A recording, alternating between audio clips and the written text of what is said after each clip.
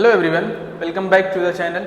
शुरू करते हैं आज की रिपोर्ट। इजराइल और फ़लस्तीन के बीच चल रही जंग को 13 महीने बीत चुके हैं, लेकिन अब तक ये जंग किसी भी नतीजे तक नहीं पहुंच पाई है। हालांकि इस जंग ने कईयों को उनके नतीजे तक पहुंचा दिया है।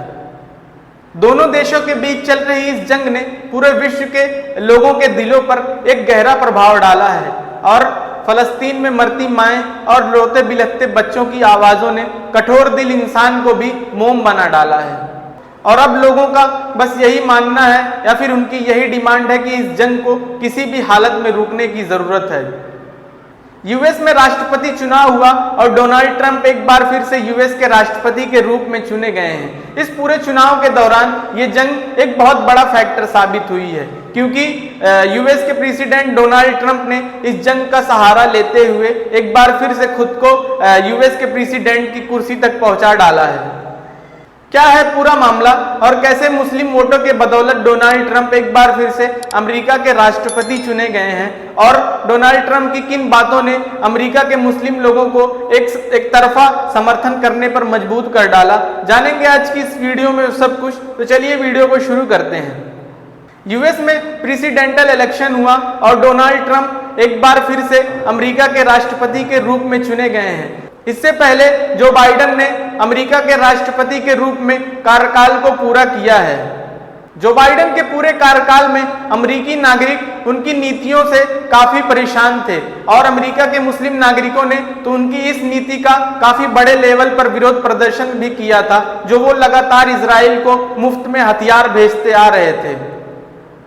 एक रिपोर्ट के मुताबिक पता चलता है कि बाइडेन सरकार ने पिछले एक साल के अंदर 17.9 बिलियन डॉलर की मिलिट्री एड इजराइल को पहुंचा दी है और इजराइल इस पूरी एड का इस्तेमाल फ़लस्तीन और गजा और लेबनान के मजलूम लोगों के ऊपर गोलीबारी और बमबारी के रूप में कर रहा है।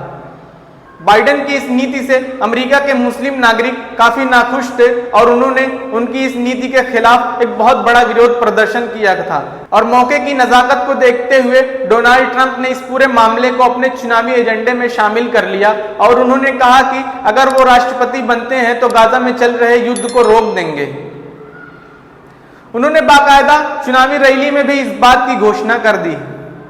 अमेरिका के सबसे बड़े मुस्लिम बाहुल क्षेत्र डियरबन में डोनाल्ड ट्रंप ने एक रैली का आयोजन किया और उस रैली में अमेरिका के मुस्लिम नेताओं को भी इनवाइट किया था और मुस्लिम नेताओं के साथ स्टेज शेयर करते हुए ट्रंप ने जो बाइडेन की इस नीति का बहुत बड़े लेवल पर विरोध प्रदर्शन करते हुए कहा कि इस बार अमेरिका के चुनाव में यहाँ के मुस्लिम वोटर मेरे साथ हैं और मैं उनके साथ हूँ और अगर मैं अमेरिका का राष्ट्रपति बनता हूँ तो सबसे पहले मेरी प्रायोरिटी होगी कि गाजा में चल रहे युद्ध को रोकना है।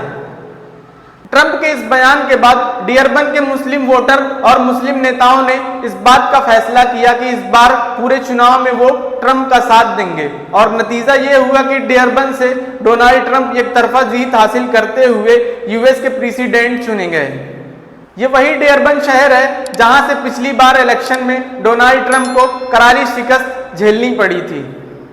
डोनाल्ड ट्रंप के राष्ट्रपति बनने के बाद CAIR the council on American Muslim relations ने एक स्टेटमेंट जारी करते हुए डोनाल्ड ट्रंप को जीत की मुबारकबाद देते हुए उनके चुनावी वादों को भी याद दिलाया है।